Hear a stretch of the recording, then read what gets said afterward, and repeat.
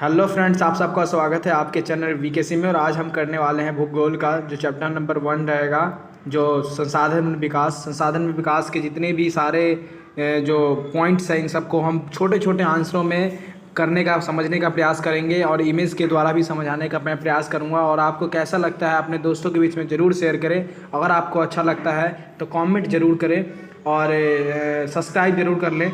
ऐसे ही 10वीं के ऑल सारे वीडियो मैं डाल दूंगा एक एक करके। और चलिए स्टार्ट करते हैं अब। तो इसी के साथ साथ जो हमारा पहला है संसाधन। संसाधन का मतलब होता है कि हमारे पर्यावरण में उपलब्ध प्रत्येक वस्तु जो हमारी आवश्यकताओं को पूरा करने के लिए उपयोग की जाती है वह एक संसाधन है। अब देखो, जो हमारी आवश्यकता को पूरा करे वो हम संसाधन माना जा सकता है। जैसे अगर हम बात करेंगे कि समुद्र है, समुद्र के अंदर जो पेट्रोल जो निकाला जाता है वो पेट्रोल है जो लगभग हमारे भारत के 200 मील की दूरी से मतलब दूर है। तो क्या वो संसाधन है? नहीं, वो हमारे लिए संसाधन नहीं होगा क्योंकि हम उसका यूज़ नहीं कर पा रहे। जब तकनीक के आधार पर वो जब हमारे पास होगा तब संसाधन कहे जा सकते हैं कि भैया हाँ ले आए, पेट्रोल पंप से ले आया तो वो एक संसाधन है। ठीक है, पेट्रोल कोयला आदि जो हमारी आवश्यकता को पूरा करे वो एक संसाधन है। ठीक है, तो हम इसी के साथ साथ हम बात करते हैं संसाधनों के प्रकार के बारे में। अब देखो, संसाधन होते हैं कुल 2 प्रकार के। एक होते हैं जैव संसाधन और दूसरे होते हैं अजैव संसाधन। जैव संसाधन का मतलब क्या होता है? जैसे जैव संसाधन का मतलब होता है इन संसाधनों को प्राप्ति जीव जंतुओं द्वारा की जाती है, जैव संसाधन कहलाता है। जैसे देखो, जैसे वनस्पति है या पशु है, पशु जैसे मान लो कि भेड़ हो गया। अब भेड़ से क्या निकाली जाती है? इसके यहाँ से रेशे निकाले जाती है ना, ऊन निकाले जाते हैं इससे, जिससे कि हमारा वस्त्र बनता है। तो ये जैव संसाधन होगा। वनस्पति से कई सारे कहते हैं फल सब्जी औषधि ले पाते हैं, लकड़ी है ना। तो ज़्यादा क्या है, वनस्पति से हम ये चीज़ लेते हैं। उसके बाद आता है अजैव संसाधन। अजैव संसाधन होता है वे संसाधन जो निर्जीव से मिलते हैं या बनते हैं या बने होते हैं, ये वस्तुओं से बने हैं, जैसे चट्टान, धातुएं आदि। ये सारे क्या है? अजैव संसाधन है। लकड़ी, ये सारे क्या है? सूखी लकड़ी, ये भी अजैव संसाधन है। अगर हम बात करें कि जो एक पेड़ पौधे के बारे में, क्या वो अजैव है? नहीं, वो जैव है क्योंकि वो सांस ले रहा है, सांस छोड़ रहा है। ठीक है, तो ये जैव संसाधन है।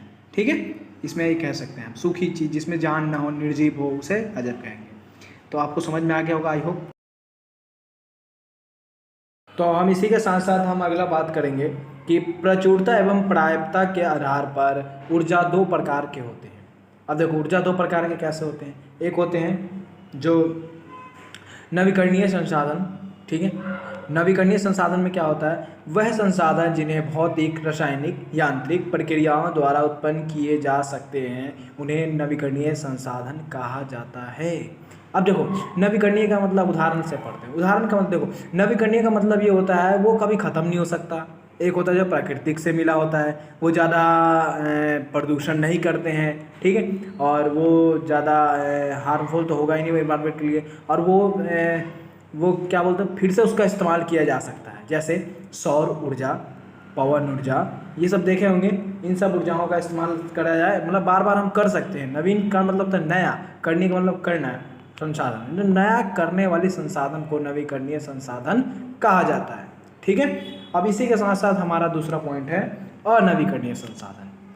इसी के साथ साथ देखो हमारा क्या है, अनवीकरणीय संसाधन बोला था, इसमें लिखा है कि अनवीकरणीय संसाधन क्या है कि वह संसाधन जिसका निर्माण लंबे समय में होता है,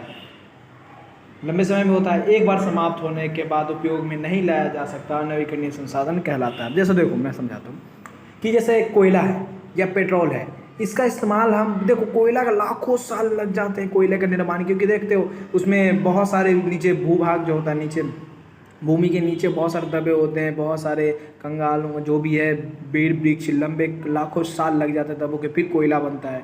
फिर वो कोयला बन के फिर उसका इस्तेमाल हमारे देखते हो बिजली बनाने के लिए किया जाता है। पेट्रोल है, एक बार इस्तेमाल कर दिया तो ख़त्म हो जाता है। कोयला का इस्तेमाल किया, देखो इससे क्या होता है कि एक तो प्रदूषण होता है फैलने में, एक तो क्या है ये सीमित है कि भाई सीमित मतलब ख़त्म भी हो सकता है ना। तो ये क्या है, ये अनवीकरणीय संसाधन में आता है। जबकि उसकी बात करें नवीकरणीय, वो कोई भी वो क्या करता है, प्रदूषण नहीं करता है। ये क्या प्रदूषण करता है।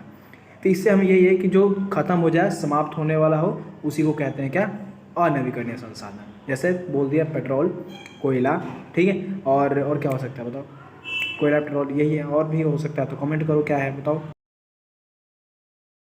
इसी के साथ साथ हम बात करते हैं स्वामित्व के आधार पर संसाधन। अब देखो स्वामित्व के आधार पर संसाधन की बंटवारा कितना कैसे किया गया है। देखो पहला है व्यक्तिगत संसाधन। अब देखो व्यक्तिगत संसाधन है, इसको हम बहुत ही अच्छा समझेंगे।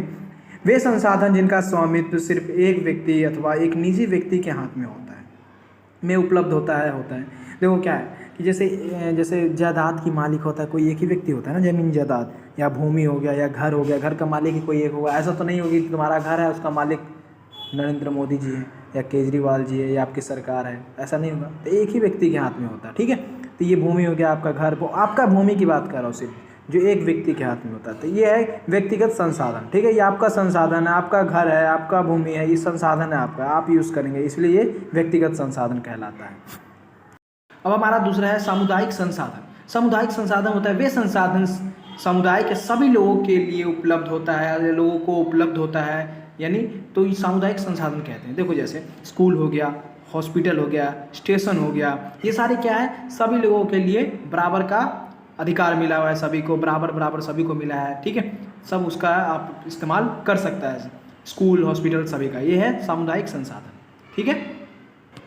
इसी के साथ साथ हमारा तीसरा है राष्ट्रीय संसाधन। तो देखो राष्ट्रीय संसाधन का क्या है, ऐसे संसाधन जिस पर देश की सरकार का स्वामित्व होता है। अब देश की सरकार उस पर मालिक होता है, उसका देश की सरकार को अधिकार है कि वह व्यक्तिगत संसाधनों पर अधिग्रहण कर सकती है। जैसे खनिज हो गया, जल हो गया, पेट्रोल हो गया, रेल आ गया, ये सारी क्या है, इस पर सरकार जो है, जो राष्ट्रीय स्तर पे वो इसको अपना समझेगी। खनिज हो गया, जल, पेट्रोल आदि को, क्योंकि अगर देखो इसका एक मालिक तो होगा नहीं, हो ना, हो नहीं सकता, ठीक है। वैसे हो सकता है, बट ये ज़्यादातर राष्ट्रीय संसाधन खनिज वाली इसी के अंडर में आता है। इसका मालिक होता है पेट्रोल, रेल आदि का एक राष्ट्र यानी एक सरकार होती है। अब इसी के साथ साथ हम बात करते हैं अंतर्राष्ट्रीय संसाधन के बारे में। अब अंतर्राष्ट्रीय संसाधन होता क्या है, कुछ अंतर्राष्ट्रीय संसाधन इनका नियंत्रण करती है। तट रेखा से समुद्री दूरी से 200 मील समुद्र के दूरी से पड़े महासागरीय संसाधनों पर किसी देश का अधिकार नहीं है। अब देखो बता दो, भारत है, अब भारत के 200 मील इधर इस साइड या इस साइड, ठीक है, चारों तरफ अगर कोई 200 मील दूरी है तो उस समय कोई भी देश उस पर हावी नहीं हुआ कि भैया हाँ ये मेरा पेट्रोल है, मेरे यहाँ से मैं पेट्रोल निकालूंगा, ऐसा कभी नहीं हो सकता है भाई। उसके ऊपर कौन रहेगा, अंतर्राष्ट्रीय स्तर पर उस पर शासन रहेगा। जैसे यूएनओ का हो सकता है, ठीक है, इन सारी के देश का उस पर शासन हो सकता है, संयुक्त राष्ट्र संघ का, तो ये है, तो उस पर कोई शासन नहीं होता, ये हमारा अंतर्राष्ट्रीय संसाधन में आता है, ठीक है। जिसका स्वामित्व कौन होता है, अंतर्राष्ट्रीय, इंटरनेशनल, ठीक है। इसी के साथ साथ हम बात करें कि विकास के स्तर के आधार पर संसाधन। देखो विकास के स्तर के आधार पर संसाधन क्या क्या होता है, संभावित संसाधन। संभावित संसाधन क्या होता है, वे संसाधन जो किसी प्रदेश में विद्वान तो होता है पर उनका उपयोग नहीं किया जा सकता। जैसे कि मैं बता दूं कि जैसे गुजरात में क्या है, पवन ऊर्जा ज़्यादा, जो पवन ऊर्जा है पवन के लिए वो बहुत ही अच्छा है कि वहाँ पे वो लगाया जाए तो बहुत ही अच्छा है, बट क्या है वहाँ पे मना ही है, वहाँ पे नहीं लगाया जा सकता, ठीक है, पवन ऊर्जा। तो संभावित से यहाँ पे विद्वान तो होता है पर उनका उपयोग नहीं किया जा सकता है, जैसे गुजरात की पवन ऊर्जा में का किया गया है, ठीक है। यह है संभावित संसाधन। दूसरा है विकसित संसाधन। विकसित संसाधन का मतलब होता है वे संसाधन जिनका सर्वेक्षण किया जा चुका है और उनका उपयोग की मात्रा निर्धारित किया जा चुकी है। जैसे कि कोयला है, अब कोयला को सर्वेक्षण किया जा सके, भैया इतने साल बाद खत्म हो जाएंगे, कोयले पर निर्धारित किया जा सके इतने मात्रा के हिसाब से चलाया जाए तो चलेगा इतने दिन, अगर इतना चलाया जाए, ज़्यादा इस्तेमाल किया जाए तो खत्म हो जाएंगे इतने, अगले पीढ़ी को नहीं मिलेगा। तो ये क्या है, विकसित संसाधन, कोयला, पेट्रोल, ठीक है, ये सब। अब आएगा भंडार। भंडार में क्या होता है, तीसरा कि भंडार का मतलब पर्यावरण में उपलब्ध ये पदार्थ जो मानव की आवश्यकताओं को पूर्ति कर सकते हैं लेकिन प्रौद्योगिकी के अभाव से पहुँच से बाहर है। देखो क्या है ये भंडार का मतलब, देखो क्या है कि जैसे कि हमारे आसपास देखो, जैसे समुद्री इलाके में देखो, मतलब जो पेट्रोल निकाला जा सकता है वैसे निकाल, बट क्या हमारे पास तकनीक नहीं है कि भैया वो जो पेट्रोल है जो ज़मीन के नीचे से निकालना है समुद्र के अंदर, तो वो निकाले कैसे, वो क्या है, प्रौद्योगिकी नहीं है, तकनीक नहीं है, जिसके कारण क्या हो रहा है, ये आधार है भंडारण में, इसने ये कहा गया, ठीक है, प्रौद्योगिकी के अभाव के बिना नहीं हो पा रहा है, ठीक है। अब ये हमारा विकास के स्तर के आधार का संसाधन था, आधार पर संसाधन। इसी के साथ साथ हम बात करते हैं कि मानव संसाधनों का अंधाधुंध उपयोग किया गया जिससे कि निम्नलिखित समस्याएं पैदा हुई। सबसे मोस्ट इम्पोर्टेंट ये क्वेश्चन है जो पेपर में 100% आता ही है, जिससे क्या है इसका आंसर, कुछ व्यक्तियों की लालच से संसाधनों का नुकसान हुआ, है ना, क्योंकि अंधाधुंध उपयोग करते जा रहे हैं, जा रहे हैं, बिल्डिंगें बनाए जा रहे हैं, औद्योगिक बनाए जा रहे हैं, जंगलों की कटाई की जा रही है, तो लालच से क्या हो रहा है, संसाधनों का नुकसान हुआ। कुछ लोगों के हाथ में संसाधन आए जिससे समाज में अमीर एवं गरीबी में बंट गए। अब देखो जैसे कोई तो है जो जंगलों को काट के बेच के बिजनेस खड़ा कर दिया, जो होता है जो जंगलों में रहने वाले हैं वो एकदम गरीबी से जूझ रहे हैं, वो गरीबी से मर रहे हैं, खाने से मोहताज है, ठीक है।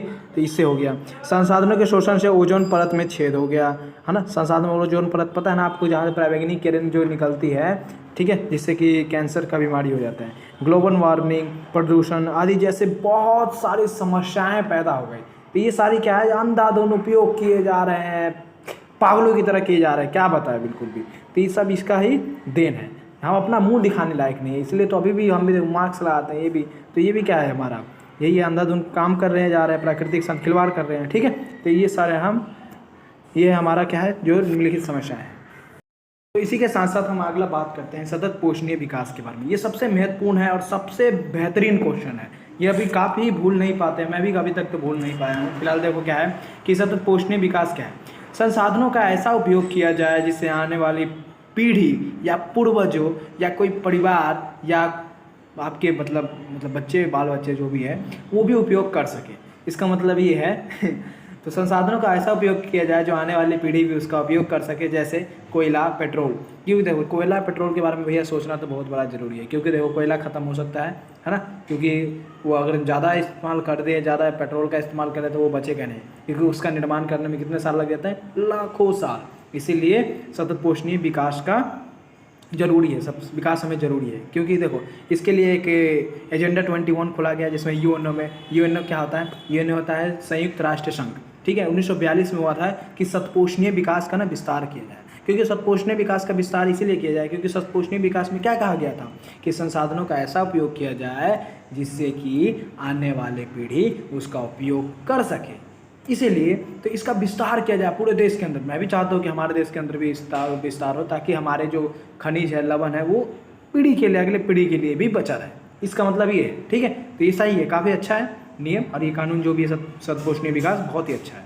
आपको कैसा लगा कमेंट जरूर के बताओ, जरूर बताओ। अभी तुरंत कमेंट करो कि सतपोषणीय विकास आपके लिए बेहतर है या ऐसी ही।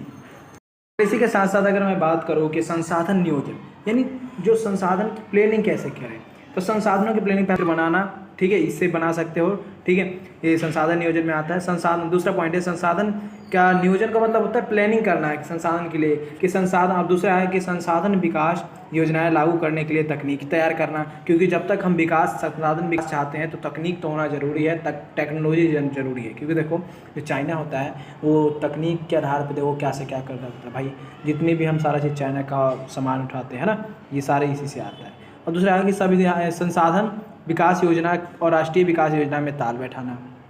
देखिए संसाधन जो विकास योजना है और राष्ट्रीय विकास योजना, इन दोनों में तालमेल बैठाना चलेगा कि भैया कि जो संसाधन है वो क्या वो कॉम्प्रोमाइज़ करता है राष्ट्रीय को भी, विकास योजना को भी संसाधन से कॉम्प्रोमाइज़ करके ही चलना पड़ेगा, तालमेल बैठाना पड़ेगा भैया, है ना, कि कहाँ दिक्कत है। नहीं तो ऐसे पता क्या होगा कि ये कहीं ऊपर जाएगा तो ये नीचे, तो ऐसा कभी भी नहीं होगा। एक दूसरे के ये पूरक है संसाधन ना। नियोजन, संसाधन नियोजन में ये पॉइंट लिख सकते हो, 3 पॉइंट, ठीक है। अगर कोई भी समझ में ना आए तो कमेंट करके बताओ, ठीक है भाई। मैं बहुत ज़्यादा मेहनत कर रहा हूँ, और अपने दोस्तों में ज़रूर शेयर करें, सब्सक्राइब जरूर कर लें, अगर पसंद आया हो तो लाइक ज़रूर करें। तो इसी के साथ साथ हमारा है, देखिए अगला है संसाधनों का संरक्षण।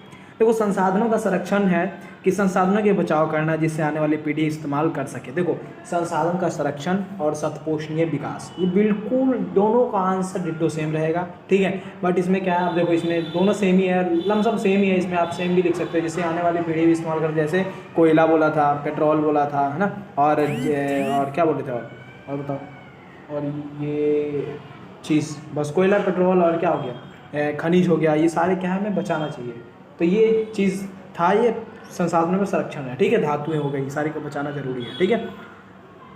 इसी के साथ साथ जो हमारा है भू संसाधन।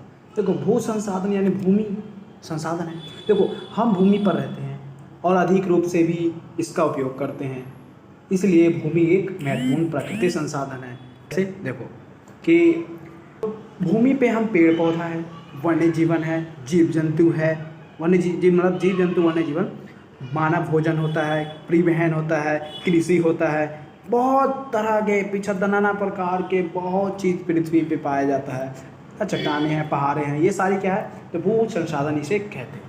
ठीक है, अगर आपको कुछ समझ में ना आए तो कमेंट जरूर करो। इसी के साथ साथ जो हमारा है भू निम्नीकरण। देखो भू निम्नीकरण का मतलब क्या है?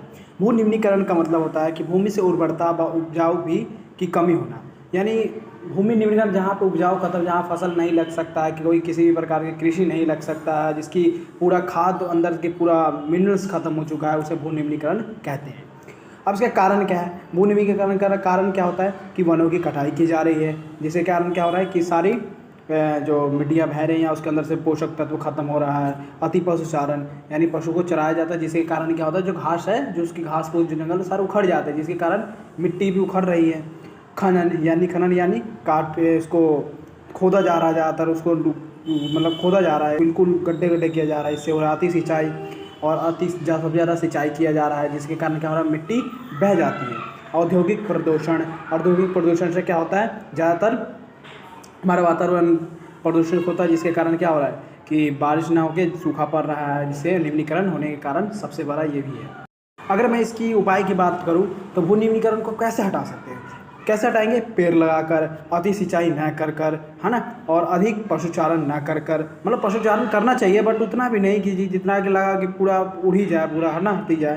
प्रदूषण, धूल पर रोक लगाकर, है ना, ये सारा इस पर हमें रोक होना चाहिए, जिससे हमारा उपाय है यही है कि भू निम्नीकरण बच सकता है। ठीक है, इसका उपाय है, देखो उपाय कैसे हो सकता है भू निम्नीकरण को रोकने का उपाय है कि पेड़ लगाना चाहिए, अधिक से अधिक पेड़ लगाओ। जितना पेड़ लगेगा उतनी हमारी ज़मीन को पकड़ के रखता है उसके जड़ें। अति सिंचाई न कर, यानी हमें सिंचाई ज़्यादा नहीं करना चाहिए, जिससे कि क्या होता है, मृदा अपरदन होगा। ठीक है, मृदा बह जाएगा, है ना। और अधिक पशुचारण न करके, यानी पशुचारण करना चाहिए पर एक ही स्थान पे बार बार पशुचारण से क्या होता है कि उसकी घास के साथ साथ वो सारे उसकी जो वो मिट्टी होती है वो ऊपर आ जाता है, जिसके कारण क्या होता है, ये भूमि निम्नीकरण होता है। प्रदूषण जो कण होता है, धूल कण पे ज़्यादा रोक होनी चाहिए कि भैया जहाँ पे ये प्रदूषण हो रहा है, जिससे क्या हो रहा है कि प्रदूषण होने, वातावरण प्रदूषण होने के कारण क्या हो रहा है, भू निम्नीकरण ज़्यादा होता है। क्यों?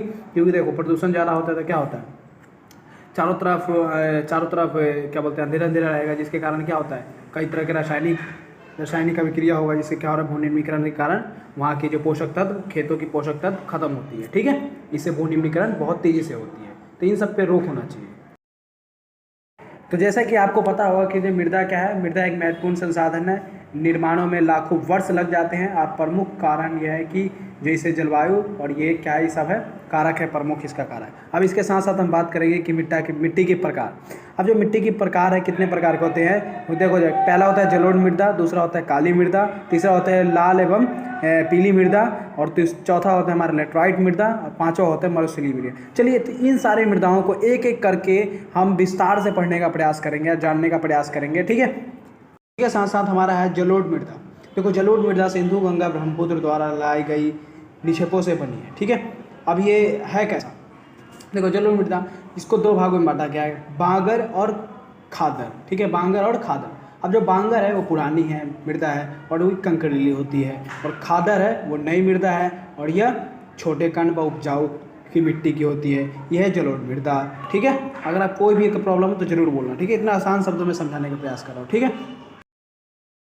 तो हम इसी के साथ साथ हम बात करते हैं काली मृदा के बारे में। देखो काली मृदा होता है दक्कन के पठार क्षेत्र में पाई जाती है, दक्कन के पठार के पश्चिमी एरिया में। ठीक है, भारत के पश्चिमी एरिया में पाई जाती है और लावा से बनी होती है। ये लावा से बनी है, यानी ज्वालामुखी जब फटता है तो उसमें जो निकलने वाली लावा है उससे बनी होती है काली मृदा। और ये सबसे ज़्यादा कपास की खेती के लिए बहुत ही अच्छा होता है, ये सबसे अच्छा उस कपास की खेती उगाई जाती है। इसी के साथ साथ हम बात करते हैं लाल व पीली मृदा। देखो लाल पीली मृदा कहाँ मिलती है, ये कम वर्षा वाले क्षेत्रों में पाया जाता है और इनमें पानी मिलने से पीला हो जाता है। ठीक है, लाल व पीली मृदा का उदाहरण है। ठीक है, और ठीक है, ये अगर आपको समझ में आ रहा है तो कमेंट जरूर करें, लाइक जरूर करें। तो इसी के साथ साथ हम बात करते हैं लेटराइट मृदा।